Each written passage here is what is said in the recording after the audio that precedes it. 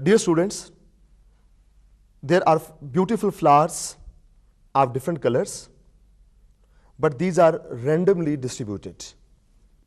But when I place the flowers of one color in one group, separating them from one another is called classification. Similarly, elements are also classified into groups. The idea of classification is very old. In the olden times, very few elements they were known to the chemist. The first attempt was made by a scientist, Al-Razi. Al-Razi classified the known elements at that time in two groups. He called one group as metals and second group as non-metals. This classification was based on physical and chemical differences between elements. Those elements which were good conductors of heat and electric current, which have luster, which are malleable and ductile, which are reaction with oxygen form basic oxides, they were called metals. And those elements which are poor conductors of heat and electric current are neither malleable nor ductile, are non-lustrous in nature, and on reaction with oxygen form acidic oxides were called non-metals. This is a metallic element which is lustrous in nature, that is, it has shiny surface. The second element is a non-metal. It is non-lustrous in nature. There were certain drawbacks in his classification. An element called graphite is a non-metal, but is a conductor of electric current. Therefore, this concept of classification, that is into metals and non-metals, raised various objections. After Al-Razi's classification, various scientists they try to classify the elements. A German scientist, Dobner, classified the elements into a group of three, which he called triads, that is, three elements. He stated that the weight of central element and the properties of the central element will be the average of first and last. If we take the average of the atomic weights of first and last, that is 7 plus 39, we get the atomic weight of the central element, which is 23. In this way, various triads they were made by Dobner. But in this classification, few elements they can be classified. It is difficult to classify all the elements known. After this classification, an English scientist, Newland, made an attempt to classify the elements on the basis of increasing atomic weights. He stated that every eighth element, starting from the first, has similar properties to the starting point. He called it as law of octaves. This is classification of the elements given by Newland. The first element, hydrogen, then is lithium, beryllium, boron, carbon, nitrogen, oxygen. Now, when we start from hydrogen, 1, 2, 3, 4, 5, 6, 7. The eighth element comes fluorine.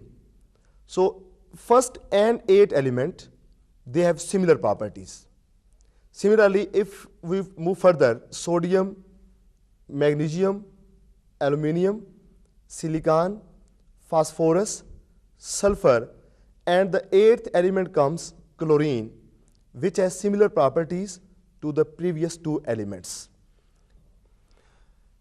But this classification has also certain drawbacks.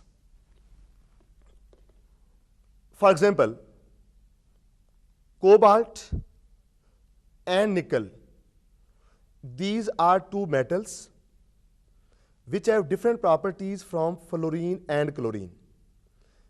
And in this way, this classification was also rejected by the chemist later on. After the classification of Newland, the attempts to classify the elements, they continued. And other scientist, Lothar Meyer, he classified the elements on the basis of increasing atomic weights. He plotted a graph between physical properties like melting point, boiling point, and atomic weights along x-axis. He explained that those elements which have similar properties, they occupy similar positions in this graph.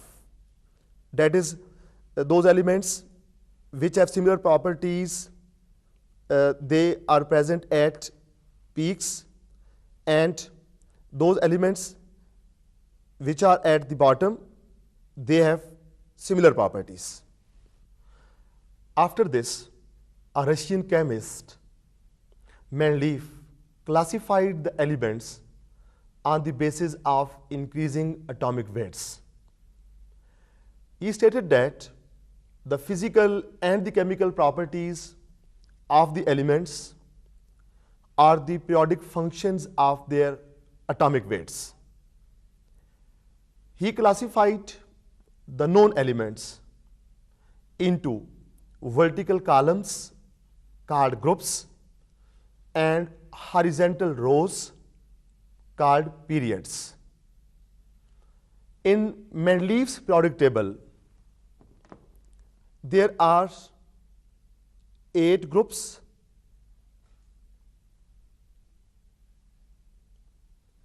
and there are 12 periods. Mendeleev's classification has many advantages. The first advantage of Mendeleev's classification is prediction of valency of the elements. An element in group 1 has valence state 1. Similarly, an element in group 2 has valence state 2. Mendeleev also corrected the atomic masses of some elements. For example, before Mendeleev's classification, the known atomic weight of beryllium was 13.5. Hence, beryllium should be placed after carbon, whose atomic weight is 12. He corrected the atomic weight of beryllium. Now its atomic weight is 9 and it is placed before boron. Mendeleev also predicted some new elements which were later on discovered. He left some blank spaces in his periodic table for those elements which will be discovered later on. Mendeleev's periodic table, having large number of advantages, it has certain disadvantages. The first disadvantage of Mendeleev's classification was misfit pairs of elements. He placed iodine after tellurium. If we place these elements on the basis of increasing atomic weights, iodine should come first and then tellurium, because iodine has atomic weight 127 and tellurium has weight 128. Mendeleev's periodic table was unable to give any idea about the structure of an atom. His periodic table was also unable to give the proper position of lanthanides and actinides. Mendeleev's classification also placed some elements in one group which have different properties from each other. For example, he placed gold and silver in group 1, which is called alkali metals. Silver, gold, they have different properties from alkali metals. So, having certain advantages and disadvantages, Mendeleev made a good attempt to classify the elements. In 1913, Moseley discovered that atomic number is the fundamental property but not the atomic weight. He stated that the properties of the elements are the periodic functions of atomic numbers. He arranged the elements on the basis of increasing atomic numbers. And the periodic table arranged on the basis of increasing atomic number is called modern periodic table. Modern periodic table is recommended by International Union of Pure and Applied Chemistry. By classifying the elements on the basis of increasing atomic numbers, the defects of Mendeleev's classification were removed. Modern periodic table consists of horizontal rows called periods and vertical columns called groups. These are horizontal rows and these are vertical columns. In modern periodic table, there are 7 periods. First period consists of 2 elements, hydrogen and helium. This period is called short period. Second period consists of 8 elements starting from lithium ending with neon. It is also called short period. Third period also contains 8 elements starting from sodium ending with argon. The fourth period, it contains 18 elements starting from potassium and ending with krypton. This period is called long period. Fifth period, it consists of 18 elements starting from rubidium ending with xenon. It is also called long period. The sixth period consists of 32 elements starting from cesium, barium, and then lanthanum onwards. These elements are present in the sixth period.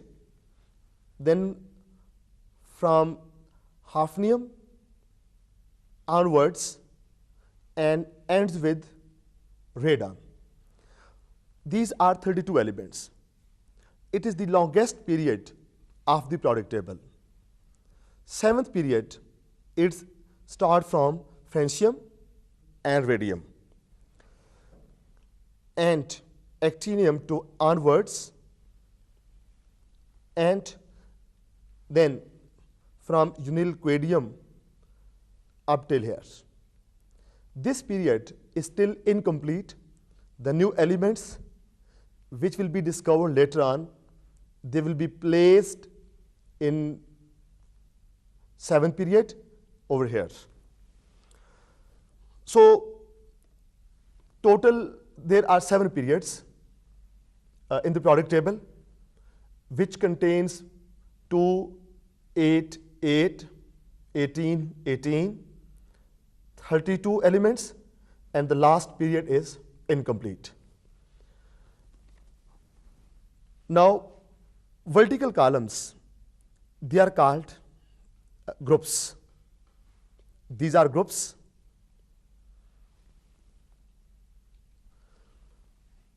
There are 2 types of groups.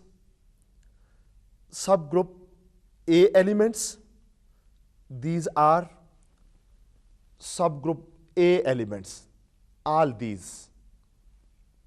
Whereas these elements are called subgroup B elements. These subgroup A elements have further 8 groups: group 1, group 2, group 3, 4, 5, 6, 7, and 8. This grouping of the elements is based on their similar electronic configuration. Group 1A elements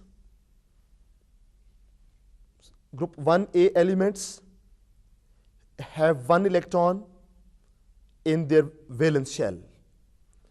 Group 2A elements have 2 electrons in their valence shell. Similarly, 3, 4, 5, 6, and 7 group elements have 3, 4, 5, 6, and 7 electrons respectively.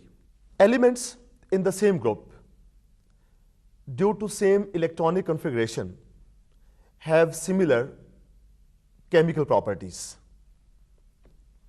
For example, group 1A elements react with oxygen to form basic oxides. They react with halogens to form halides. Group 1A elements are quite reactive elements. When these elements are added to water, they react vigorously with water, liberating hydrogen gas. The reaction is highly exothermic. For example, when sodium metal is added to water, a highly explosive reaction takes place.